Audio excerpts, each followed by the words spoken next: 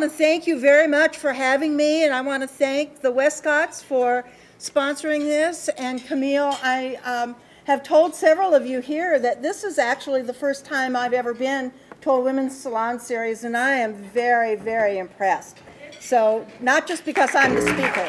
I was asked to speak tonight, and when I accepted, I actually didn't know that, didn't dawn on me that it was election night. So I've put some things together that I think are going to heighten our consciousness about what it is to be a woman in leadership. So what is this talk about? I'm here to talk about leadership, the challenges of leadership, particularly the challenges of being a woman in leadership. And if I were going to retitle my talk, I would call it Becoming Annie Oakley. So you say, why? Why Annie Oakley? You know, why would anyone want to become her? Well, to understand why this would be my chosen title, let me tell you a little bit about this woman who is absolutely incredible. Annie Oakley grew up in Ohio in the 1860s, and she began trapping and hunting when she was only 8 years old. She did it to help support her 7 brothers and sisters and her widowed mother.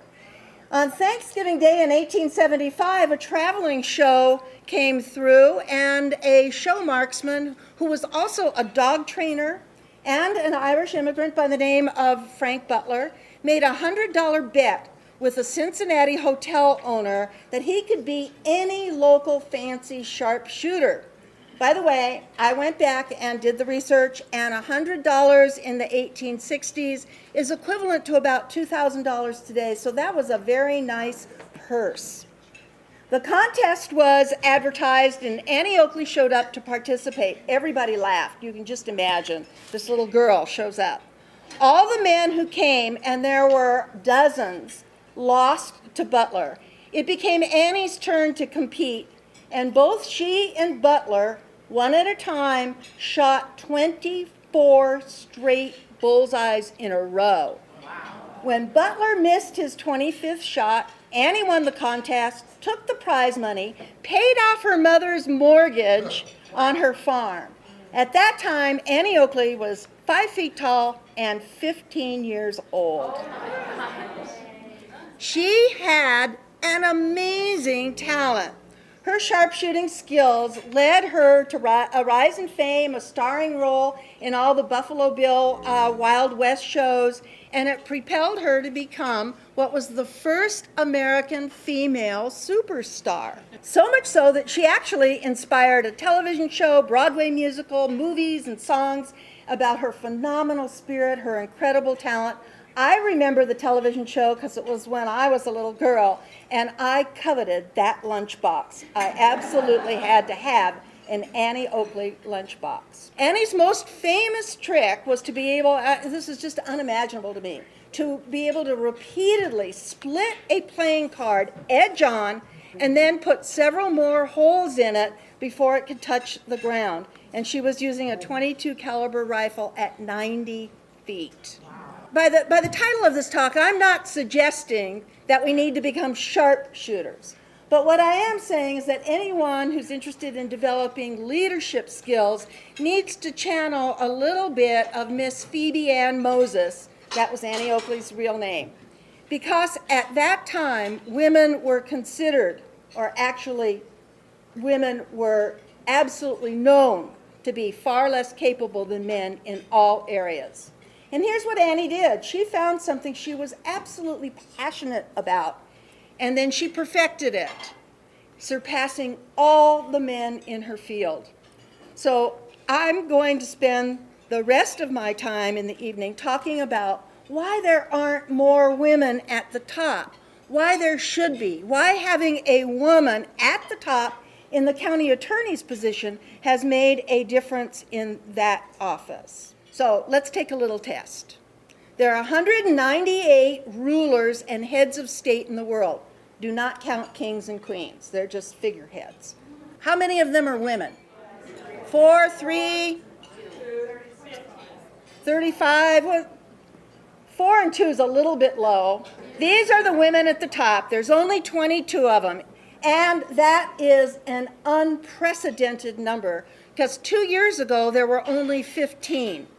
So these women, their personal passion, their individual vision propelled them to the top, to the highest positions of power and authority in their nation.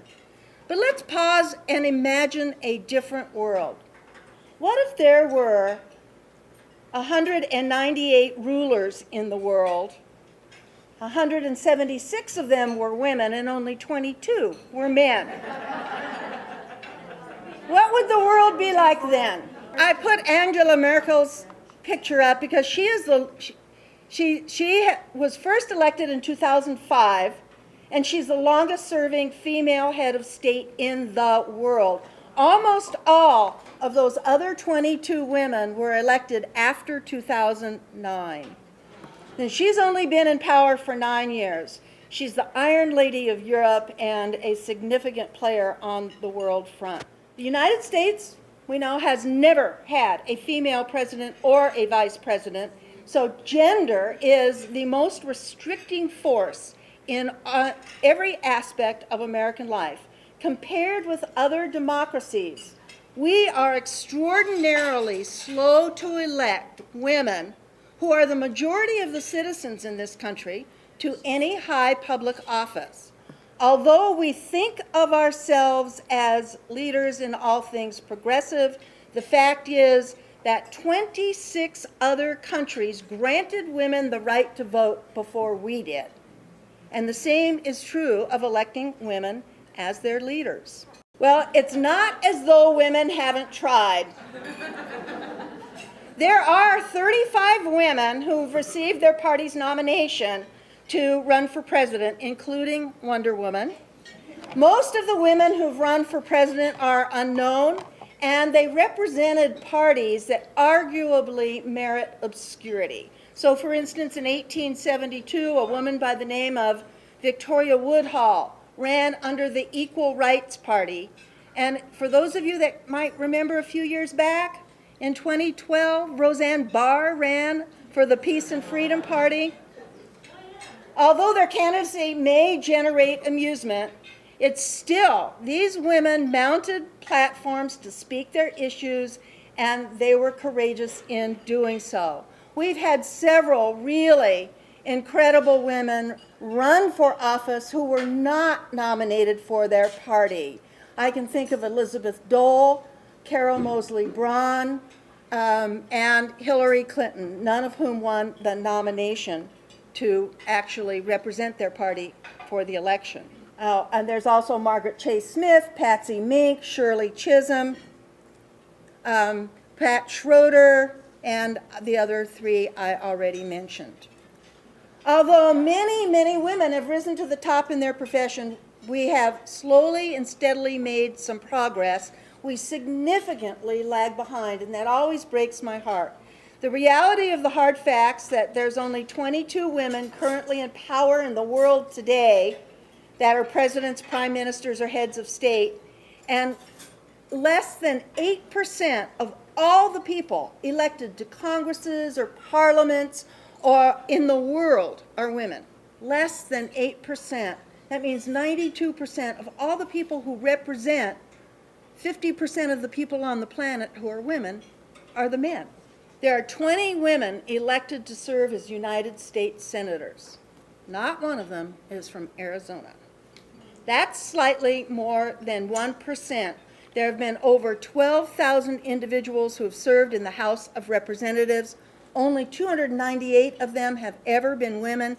That's just, if my math is right, and Bill, you can correct me if it's not, that's around 1%. There are 435 members in the House of Representatives. Only 75 of them are women. Only 5 women have served in Congress from Arizona, but these are 5 very significant women. We've got Isabella Greenway, Karen English, Gabby Giffords, Ann Kirkpatrick, and Kirsten Sinema, 2 of whom are running for their seat today. Only 35 women have ever served as governors of any state in the United States. 5 currently serve today. Last year there were 6. One of the women lost her election. 24 states have never, ever had a female governor. Now, I was talking with Bill earlier, and he was telling us we're 49th in healthcare, 49th in education in the United States. But guess what? We're first in something. We are one of only 2 states that have elected female governors from both parties. We're the first state where a woman was elected to follow another woman. That was Janet Napolitano, who followed Jane Hall. We are the state that has had the most female governors ever, 4 of them. And after this election, this will be the first time since I was elected as county attorney that we've not had a woman leading the state as our governor. Yeah, we'll miss her. Generic her. Okay, we are 50% of the population, but we're not 50% of the positions of power. Things aren't really moving. If it keeps going at this pace, it's going to be our great-great-great-great-great-granddaughters who will eventually, hopefully, operate in a world that is defined as much by women as it is by men. So despite a few exceptions, we are not equal in the corporate world either. I was talking about the political world. This was a headline in the Huffington Post 2 years ago. 2012 marks a new high for the number of female CEOs. And this year, right now, there are 23 women running Fortune 500 companies. That is a very small, slowly growing group. You think, wow, 23. But, and there they are, all 23. They fit all on one slide. I should have to have 15 slides to get all the women that are Fortune 500 company CEOs on here. Here's the problem with that number. That still leaves 459 men running the top 500 corporations in America. Women still control less than 3% of the Fortune 500 companies. And 9 out of 10 corporate boards have no women on them whatsoever. They are all the policy decisions are made by men. That's got to change. Let me explain why. Here's an emerging and an encouraging trend. Women outpace men in college enrollment and graduation rates. In the span, yeah, we deserve an applause. So much so that there are articles that are being written in magazines about why are we leaving our boys behind. In the span of a single generation, it's been one generation, college and university enrollment has reversed. It has become predominantly female instead of male, which is a really good sign for gender equality, right? Yeah. The national trend for undergraduate enrollment is 57% female, 43% male. Women outpace men in college graduation rates too. 59% of the women in college graduate compared to 41%. And the number, and you can see that blue line, it's falling. Men are not graduating from college at the rates that they used to. That's a sociological problem that is very concerning. Women also are earning better grades. They graduate in higher numbers. They earn more honors. They're far less likely to be on academic probation, and they earn more advanced degrees, more master's degrees and doctorate degrees. However, despite that advance in academic enrollment, and despite the fact that we've overtaken men in medical schools, 57% of the enrollment in medical schools is women, 55% in law schools and increasing, and 80% in veterinary schools are women. Gender equality hasn't arrived, ladies. Men still dominate in these positions. They hold 85% of the upper management and decision-making positions. They earn higher salaries than women in the same positions. They head the majority of the medical schools and hospitals. They manage the major law firms.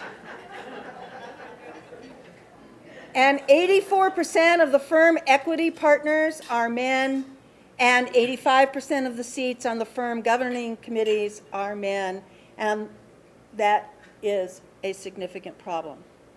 It will change, but it's going way too slowly. They hold the majority of the nation's judicial positions. That, I want to report, is significantly changed in Arizona. When I first started as a deputy county attorney, there was one woman on the Superior Court bench. That was Alice Truman, and now almost 50% of the bench is made up of women. Oh, this is a sad reality. But wait, there's more. In the race to the top, men are still coming in first. Women earn less than men. Men are promoted with more frequency. And so now I've talked about all that. What in the world are the implications of all of this? So for me, what we're striving for is, for women, is to have the same equality that men enjoy. That's all, just the same. So that means that what we're looking for is 50% of our equality. So academia, presidents, deans, department heads, chairs, full professors, fully half of them should be women, particularly when they're graduating at a higher rate than the men. When 20% of the women of color and 50% of the law firm partners are women, when 50% of the members of Congress are women, when 50% of the corporate boards have women on them, etc., then there's going to be some equality. When women are at the top, the question becomes, is the world a better place? Would things...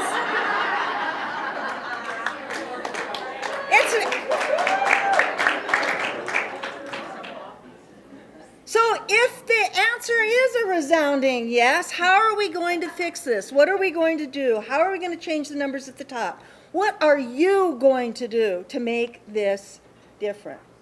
Well, here's just one reason, and I put this in there for the Westcotts and their firm, but investors get better returns on their money when there's women at the top. I found this really interesting. There's research that shows that when a woman is in charge of a corporation, they tend to generate better returns for their investors. It's a financial reason. It's one everyone should understand. I don't know why this is so, and it may be the way in which their management of the company is, but research has shown that U.S. companies that have more women in senior management positions earn a significantly higher return on equity than companies with fewer women at the top. And one study found that companies with the highest representation of women on their senior management teams had a 35% higher return on equity and a 34% higher return to shareholders. So those of you that have stock portfolios, go back and look and find out how many have women in those positions, because you're going to get a better return on your investment if you invest in those kinds of companies. Company share prices almost always go up. Stock price oftentimes increases by as much as 2%. Now you go, when a woman is announced to be on the top and in a corporate senior management position. Now, you're wondering how much 2% matters. Well, take note that of the companies involved in this research, they had book assets exceeding $500 million. So wouldn't you like to make 2% of $500 million? Because if my math is correct, that's around 10 million. Yeah. So the market, for some reason, seems to react to the gender of the executive. So now I hope you're intrigued by that. So why is it important to have women in leadership? Because there are many other reasons besides financial. It's vitally important to have women in leadership. We have to ask ourselves that question. Why is it important for anyone that women be as equal as men in achieving positions of power and authority? Why is it important for your children, for communities, for the world, for the nation, for the family? And the answer, I think, is very, very clear.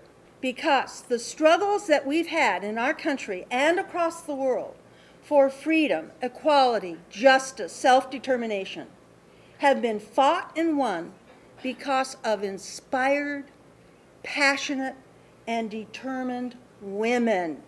Each one has proven that one woman or women working together can make a difference. And the bottom line is, and why is that? Because the bottom line is that issues important to women are the issues that matter to women and the issues that they work on. Now, I don't mean to imply that men do not join us and don't participate with us, because they do. There are many, many, many men who join in and help our issues. But it's almost always a woman that initiates the fight to begin with. And here are the issues that I think are most important to us as women. Their work, family, children, education, equal pay and benefits, health, the environment, equality in the political, social, financial, racial, gender worlds. Those are the issues that are most important to us. So when we elect women at the national level, but also at the local, city council, county, school board level, when women are in charge in the corporate world, when women step up to roles of leadership, those issues that I just mentioned are the ones that come to the forefront. They become the priority for us as women. And it's through our own passion, our commitment to leadership, our drive to achieve these identified and envisioned goals that we put aside partisanship and we work together for the common good. Not all women, but the majority absolutely do. So historically, look who brought you the following things: the right to vote, the abolishment of child labor, living wage laws, the fight for pay equity, maternity benefits, parental leave, the environmental movement, birth control, Title IX, and that one is a special one for me, and I'll tell you why in a little bit. Harriet Tubman, her passion and her leadership brought us the fight to end slavery. She was born a slave. She became an activist, an abolitionist, a suffragette, and a Union spy.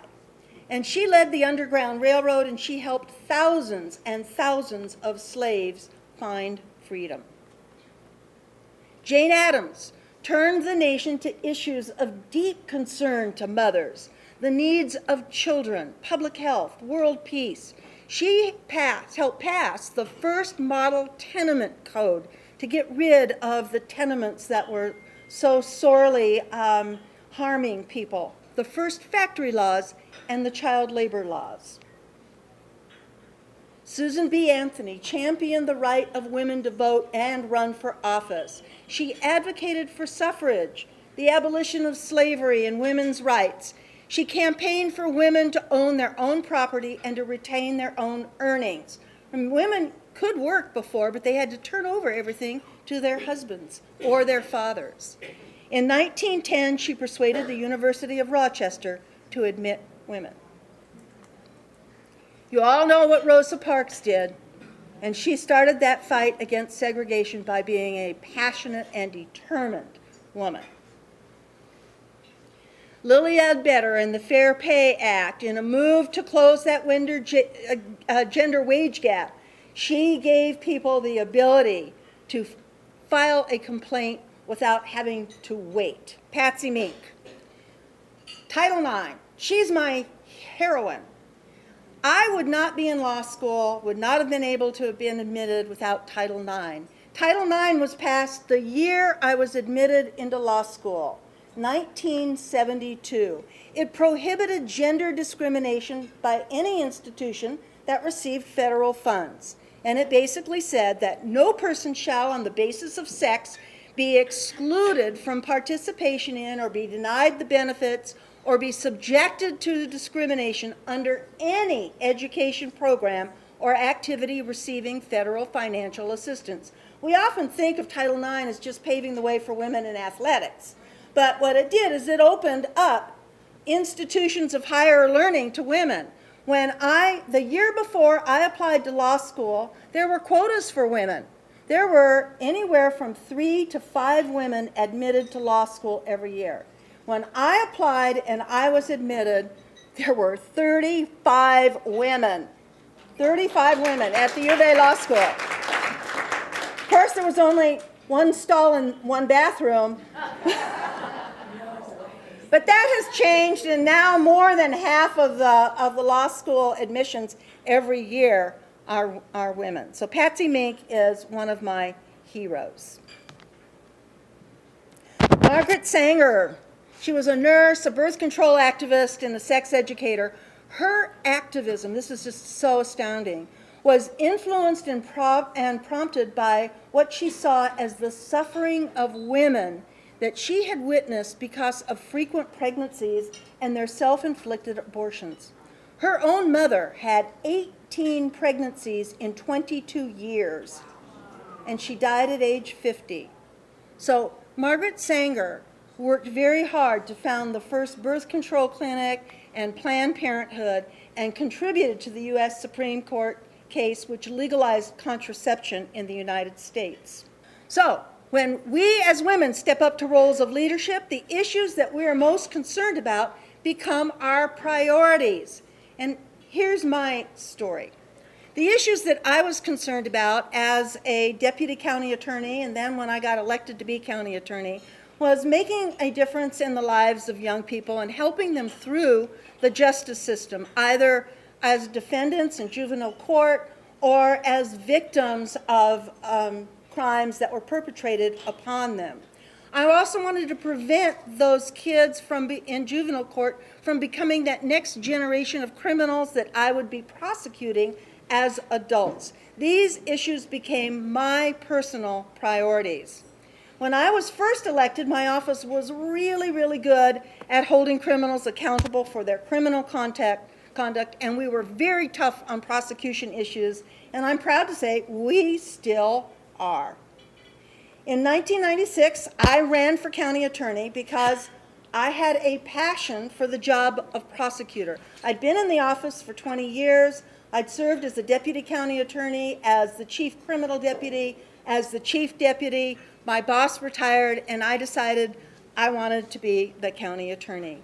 I had a vision for how our office could work with law enforcement, with schools, neighborhoods, communities, to make this a better place to live and work and raise our children. And I wanted to put some very specific strategies in place that would prevent our kids from getting caught up in the criminal justice system. Those were my issues, and I was concerned about them, and when I got elected, they became my priorities. I wanted to do whatever I could to make a difference. So I put together a very large group of people in a wide variety of social services and law enforcement, probation, my office, etc. We came together, we put aside all our differences, and we created, under my leadership, the Southern Arizona Children's Advocacy Center, which is, thank you. It is a one-stop place where we take children who've been sexually and physically abused and help these child victims undergo the investigation and begin to heal. Approximately 1,000 children from throughout southern Arizona come to the center every year, and these children who have really suffered at the hands of either sexual or physical abuse and extreme neglect. They tell their story of abuse to a trained forensic interviewer in a comfortable, childlike setting, and they receive medical attention from a sexual assault nurse examiner. The police are there, CPS is there, my prosecutors are there. We are all behind a glass mirror, like kind you see on TV and the Law and Order shows. And what we can do is we can communicate with the interviewer to make sure they ask certain questions so that particular evidence is always gathered. Community justice boards are comprised of trained volunteers. These are people that we train from communities throughout Pima County. I have 20 community justice boards, And these volunteers hold family conferences, and they hold juveniles who've been arrested for the first or second time on nonviolent offenses. They hold them accountable for their offense. They assign age-appropriate, developmentally appropriate consequences designed not only to hold the kids accountable for their actions and their bad decision-making, but to also give them the kinds of consequences that assist them in problem-solving, decision-making, life skills, and help motivate the kids. They have follow-up conferences and do very close watch with these children. We have an extraordinary non-recidivism rate that is, and I forgot to write down what it is, and I don't remember off the top of my head, but it's about 10 times higher than what it is if kids go through the court system. Very few, thank you. I'm going to give you a quick little story, to give you an idea of the kinds of consequences that the boards do. They meet with the kids, they have to come with their families. One young man who was arrested for shoplifting and had some small amount of marijuana on him when he was arrested was not doing well in school, was skipping school, he had bad grades. The board met with him and his family on a regular basis and found out that what this kid really was interested in was food and cooking. And so what they assigned him as a consequence was that he had to do some research and find out what it would take to hold a dinner party. Then he had to go to the grocery store and he had to make up his list of what everything would cost and how many people he'd invite, and he had to design the invitations. He had to do the whole thing. And then he came back in and he gave a presentation to the board. It was an awesome presentation because this kid found he got to talk about what his passion was. Just awesome. As a result of that, one of the men that was sitting on my board had a friend who owned a restaurant, and he got this kid a job as a busboy in the restaurant for the summertime. The kid did so well in the restaurant that he was given some promotions, given additional duties and responsibilities. To make a long story short, he began to take interest in school. He graduated, he went to Pima College, enrolled in their culinary program, and is working today as a sous chef for one of our restaurants. These are wonderful stories. These are the kinds of stories that are replicated. By the way, we have materials up here about all of these different kinds of things. Pick them up afterwards. You too can become a volunteer on one of our boards. I was coming home from Phoenix one day when I heard on the radio that I was listening to that a young man had been stabbed in the bathroom at a Marana high school. And it was, the way they were reporting it, it was just sort of out of the blue, a stabbing. And I went, my prosecutor said, some innocent kid doesn't just get stabbed, something's going on. So I pulled off, I went to the school, I introduced myself to the principal. I said, what's the story behind this? And he told me a story about how this kid, it was the Hatfields and the McCoys. This kid's family and the other family were in a feud. The cops had been called over the weekend. There were threats made. Needless to say, the stabbing was a result of the retaliation that was occurring over the calling of the cops, etc. And the principal had no idea that any of this was going on. He had no idea that the kid who was stabbed was being prosecuted by my office for a crime that he committed on another family member of that family. So I said, hey, let's fix that because this is a priority for me. So what we did is I created the school multi-agency response teams. We are in every school district with very few exceptions. And I have juvenile prosecutors that go on a regular basis, twice a month, to the schools. They meet with the administrators, teachers, the school counselors, and guess what we do? We share information. Imagine that. We bring our lists of all the kids at that school that are being prosecuted, that are victims on cases, whether they're cases at juvenile or adult court, who are on probation.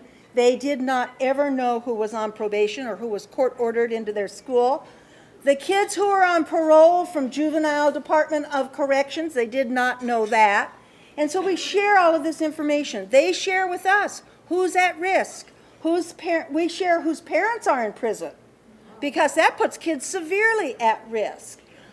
We share all kinds of information, and I'm just pleased to say that this has been an incredible collaboration.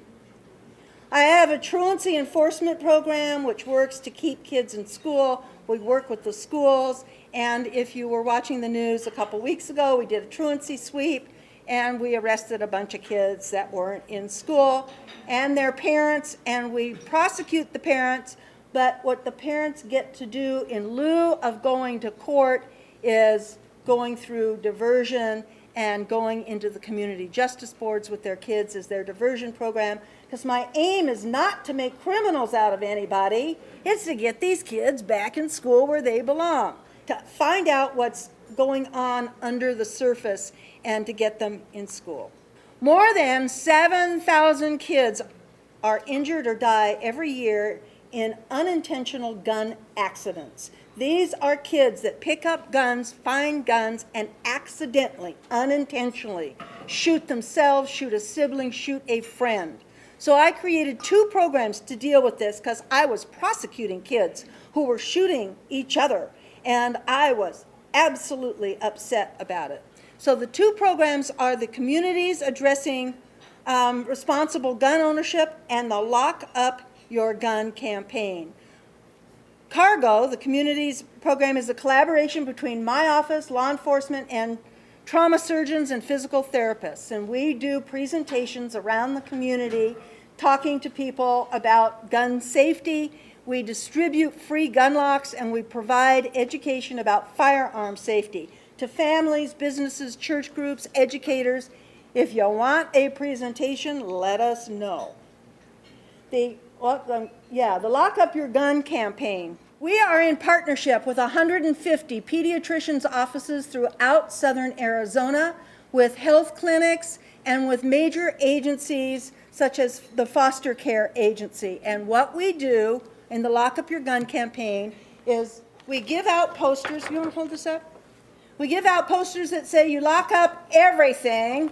Your bicycles, your computers have passwords, your house, everything, but why don't you lock up your gun? And then we give out, this is Vanna over here. We give out free gun locks. Those gun locks are bought and paid for. Those are bought and paid for by funds seized from criminals, the anti-racketeering funds. Isn't it a delicious irony that they pay for that? We have to date, this program started in 2000, and we have given out over 61,000 gun locks. Wow. If you have firearms and you have any children who come to your home, be they grandchildren or nieces, nephews, etc., lock up your guns. If you need gun locks, we'll give you as many as you need. I have discovered that most people who have guns have more than one, and you're entitled to more than one gun lock. The Safe Baby program, I was disturbed over the number of mothers that I prosecuted who were killing their babies. These were all young women who were delivering unwanted babies. They hadn't told anyone about their pregnancy. And I think there were 3 or 4 that we ended up having to prosecute in a row. I put all the right people together, and we started the Safe Baby program. And what I did, and this is the thing I feel best about, is I am a risk taker. I'm willing to step out and take a risk that other people go, oh, you can't do that. And I say, well, why not? Just because it hasn't been done. So what I did is there's a law that says that if you abandon your unborn newborn, that you will be prosecuted for abandonment. So I stepped out into the public and said, we have a Safe Baby program. I just created it with, fire departments, hospitals, Casa de los Niños. If you leave an unwanted newborn infant with any of these people within 72 hours of giving birth, I promise you no questions will be asked. You have to fill out no paperwork whatsoever. We don't even have to know your name. and you will not be prosecuted. So the same thing happened with the Amber Alert. Now, I can't take credit for creating the Amber Alert itself because that first happened in Texas. But we were the second place in the nation to make this happen. I was in my car. I heard about the Amber Alert, and it was on NPR, and they were talking about it, and I went, well, why don't we do that here? So we put together every radio station, every media broadcast outlet in Pima County and southern Arizona, and we came together and we said, look, and law enforcement, if we promise that we're only going to give you information on those kids that are truly abducted and not runaways and that kind of thing, will you do this? Will you stop and make a broadcast? And they said, absolutely, they agreed, and we did the Amber Alert, and then from there, I went to the legislature and convinced the legislature that we needed a state law to do this. I have a Kids in Court program. We have many, many, many children who are victims of some horrendous crimes that would make those of you with straight hair have very, very curly hair. And you would just be aghast. The things that you read in the paper don't even begin to illustrate some of the horrible things that are done to children. And the law says they have to testify. You cannot use videotape. You cannot introduce their testimony in any other way. If that case goes to trial, they have to get up on the stand. They have to look the person who physically or sexually molested them in the eye. They have to identify them. It's just horrendous.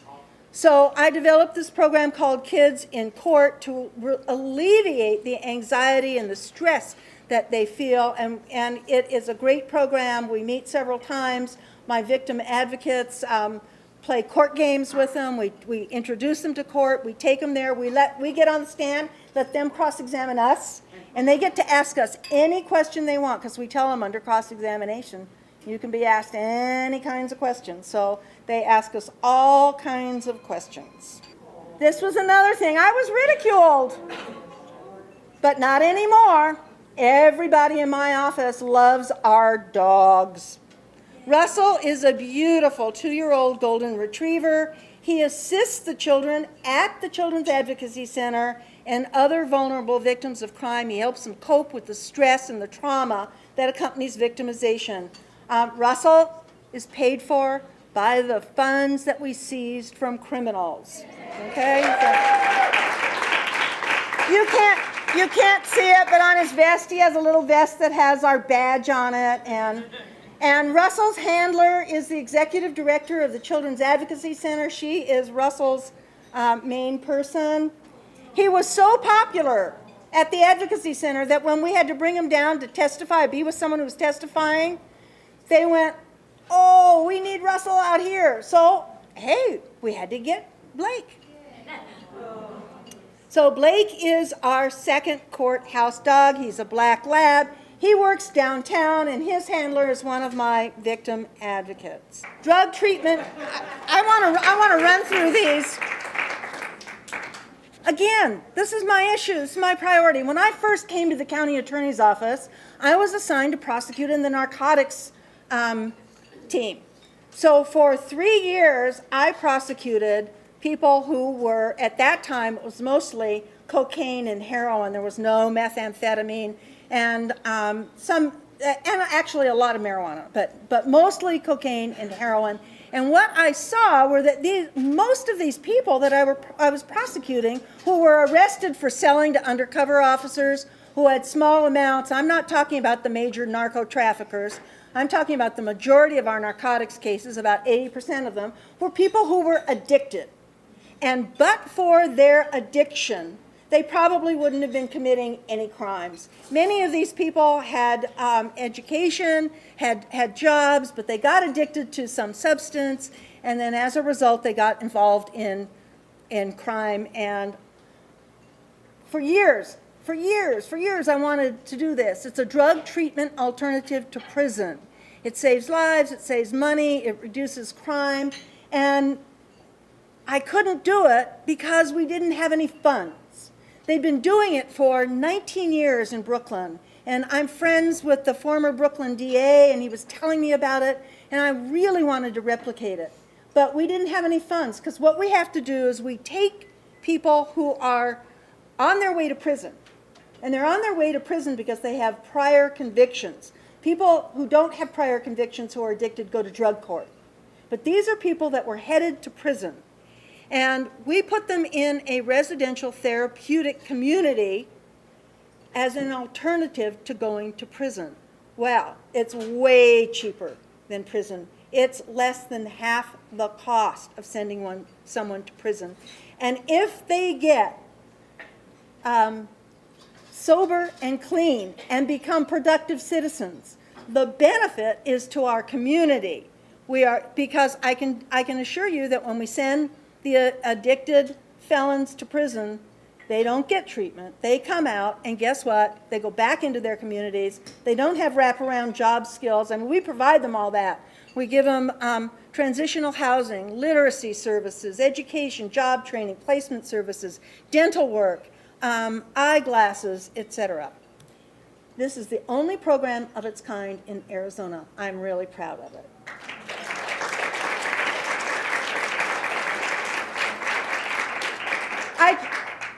I'm going to speed through the next couple really fast. I changed the way in which we prosecute domestic violence and have a team of people that have been trained and have recruited a judge who has trained himself in the cycle of violence, and we treat everybody in domestic violence court with a domestic violence vertical prosecution team.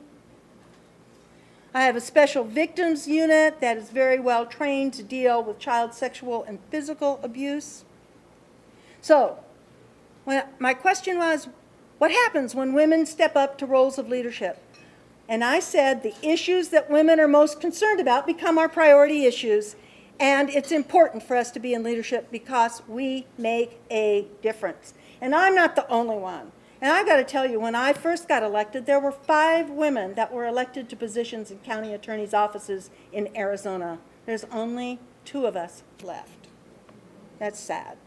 So what are the messages that we need to tell ourselves? What are the strategies that we need to employ in order to do this? Politically, in our workplaces, in our families. So these are the essential things that I think we need to learn and practice in order for us to become Annie Oakley. We have to learn to promote ourselves. We have to toot our own horn. Because Mark Twain said, if you don't toot your own horn, someone will use it as a spittoon. And you notice tonight, I tooted. My horn, that is. Okay, so I say take a lesson from the boys. Men campaign for themselves all the time.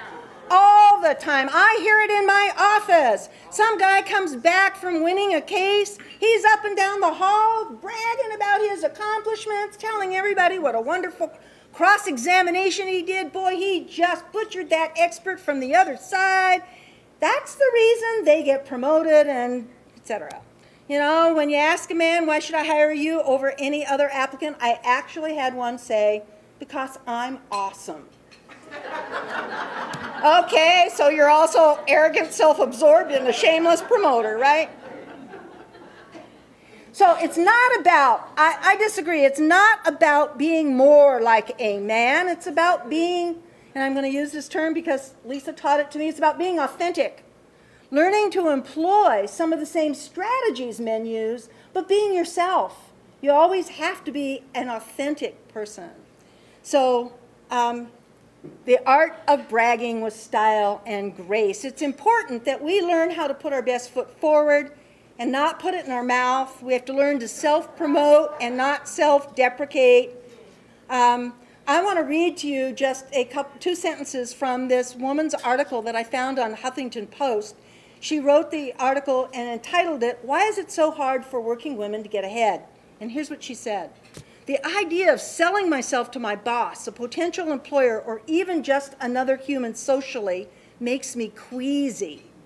Even composing a congratulatory tweet is agonizing. It usually takes me several drafts to come up with a sentence fragment that conveys that I did something worthwhile with just the right subtlety. For example, hey. This is something I did at work this week. You might find it interesting. So there's a study that came out of a Montana university that says that resistance to self-promotion can be traced back to the way we've been socialized. Duh, I think we could all have told you that.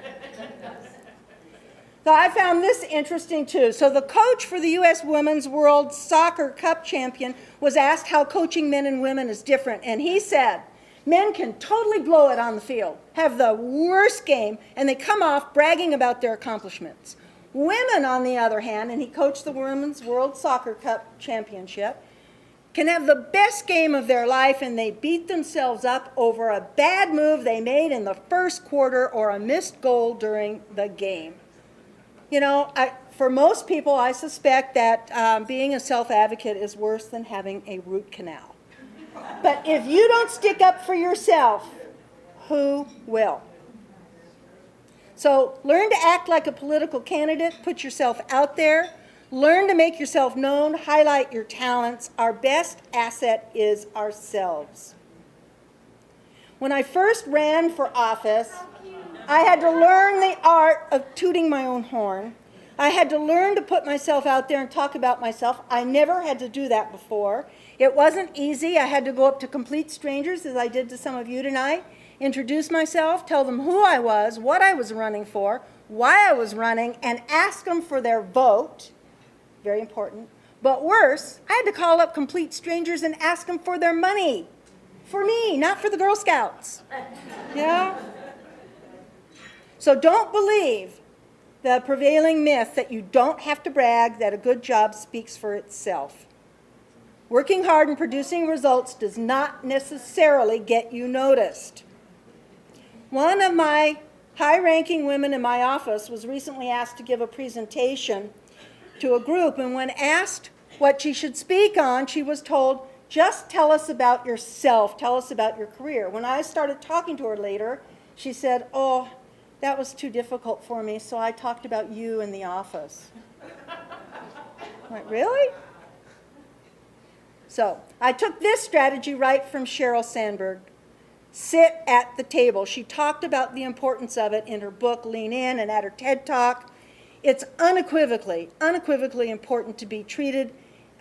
If you want to be treated just like a man, you absolutely must sit at the table. Do not sit at those chairs around the periphery, because what's the message that you give when you sit there? I'm not as important as the folks at the table. You really don't have to pay attention to what I say, because I'm back here. Okay, take the initiative. Just do it. Negotiate for yourself in the workplace. Almost 60% of the men entering the workforce negotiate their salary before they accept the job. Less than 7% of women do. Men attribute success to themselves. Women attribute it to external factors. This played out in my office recently at a supervisors meeting of all my trial attorneys, supervisors. I shared some really sincere comments that came to me from one of the Superior Court judges, from one of the women supervising attorneys. And I always like to share praise publicly. It's really important. And she then, as soon as I shared them, she diminished them by saying, oh, he only said that because I clerked for him. Okay, believe in yourself, be confident. Oh, man, this guy, he got it all wrong. He was the Microsoft CEO in Phoenix just a couple weeks ago. He said women don't need to ask for a raise. They should put their trust in the system.